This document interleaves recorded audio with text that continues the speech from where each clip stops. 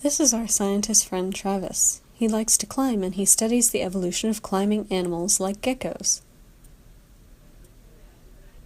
Geckos have special toe pads that are covered in microscopic hairs.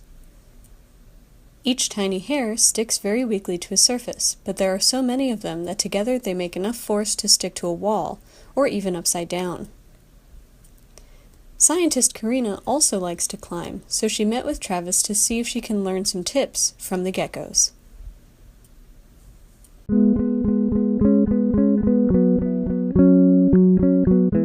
So you're saying that if I had gecko hands, climbing would be easier? Yeah, so if you had all the microstructures that geckos and anoles and other lizards with adhesive toe pads have, then you could totally climb walls like a gecko. The problem would be you would need really, really large fingertips and toes. Like how big?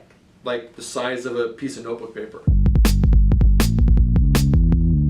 Each finger and toe? Oh my gosh, so why? So scaling walls is all about scaling body size. So large and small animals have toe pad sizes that are adapted to their body sizes. And this is true across all animals with toe pads. Insects, other arthropods, reptiles, amphibians, and mammals. Okay. Wait, what kind of mammals have toe pads? Bats. So some bats have suction cups on either their elbows or their wrists. Whoa. So how do you measure toe pad size? So I actually brought a live gecko to show you that today. So this is Wallace. He's a crested gecko from New Caledonia. And so this is a custom 3D printed setup to hold a camera with some bars to control how close the camera is to a vertical piece of glass. And we've got a little scale bar attached there. So we can actually take a live gecko and let him climb up the glass and hold him so that his toe is right in front of the camera and take a picture. And then we can use computer software to take measurements from the photograph. When you say scaling, you mean how size and shape of animals change when comparing big and small species? And so basically a bigger gecko needs bigger toe pads because it's heavier. Mm-hmm.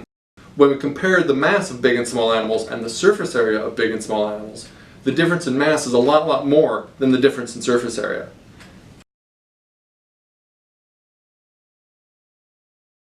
If we imagine a tomato and a pumpkin, the tomato, let's say, is 7 centimeters across, and the pumpkin is 21 centimeters across, we can see that the pumpkin's 3 times larger. Assuming these are both spheres, and we can use some really simple math and calculate surface area and volume. And then if we assume they're filled with water, we can calculate mass. If we imagine the skin, the surface area covering the outside is 154 centimeters squared and 1380 centimeters squared, which is a difference of 9 times.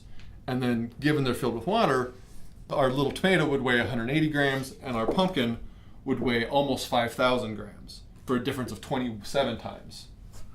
We can see that the pumpkin is 3 times wider, but it requires 9 times more surface area, 9 times more skin to cover the outside of it, and it actually weighs 27 times more. So if you imagine this is 2 different animals of different sizes, their mass has gone up 27 times, but their skin or their surface area, which here would be the size of their toe pads, has only gone up 9 times, which can create a problem for big animals.